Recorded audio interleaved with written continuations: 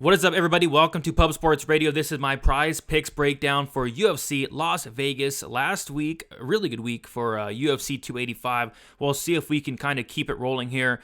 Not a ton sticking out compared to last week, but there are some things sticking out. We'll talk about them before we get started. If you guys could like the video, subscribe here to Pub Sports Radio. I do appreciate both of those things. Also, if you have not signed up already on Prize Picks, be sure to sign up and use that promo code PUBSPORTS.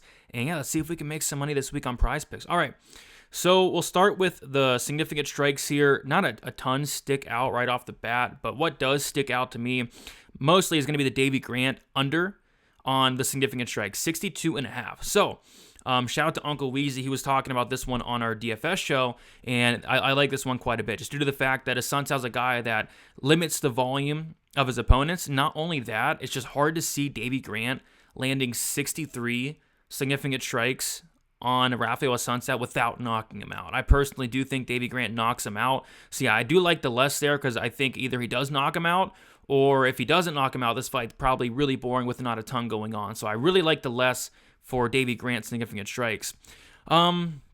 Some other things that stick out, I guess Syed over 50.5, I don't hate. Carl Williams under 43.5, I don't hate just because he's going to wrestle the entire time. But that Davey Grant one is one that really did stick out to me. Aldrich over 16.5 could be something to look at. But yeah, I really do like that Davey Grant under.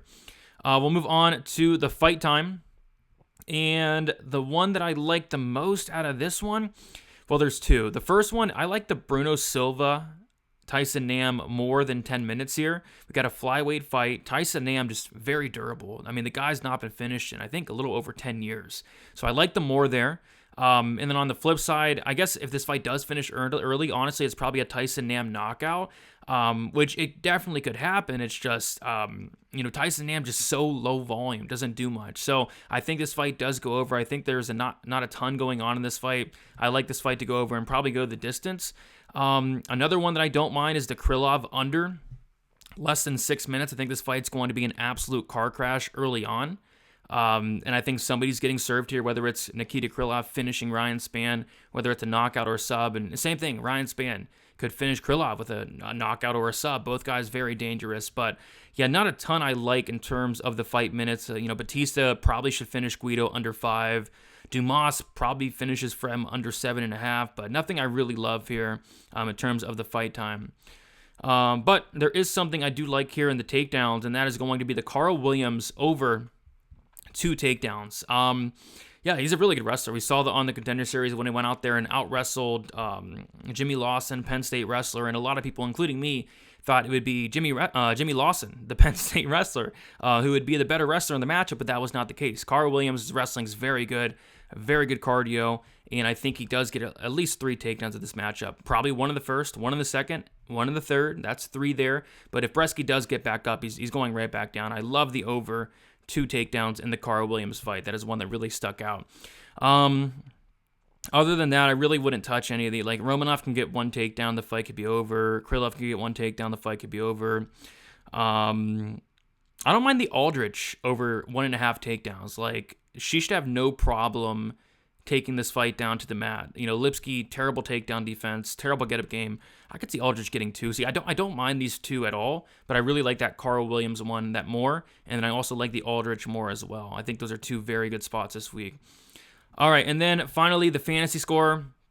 Give me the Aldrich under. I mean, that's a lot of points. I know Lipski's not good, but my goodness. Aldrich, 0 finishes in the UFC, only 2 finishes in her career. Both were outside the UFC. Yes, she's going to get some takedowns. She's going to land some ground and pound, but I think this fight probably does go the distance. If not, if it does finish, probably finish like late. So I don't know if she's going to hit 90.5. Like, that's a bunch for JJ Aldrich here. Another one that stuck out to me is Bruno Silva, less than 94.5 fantasy score. Like, that's a lot as well. In a fight I see getting extended, going the distance, a fight where I don't see a ton of finishing upside.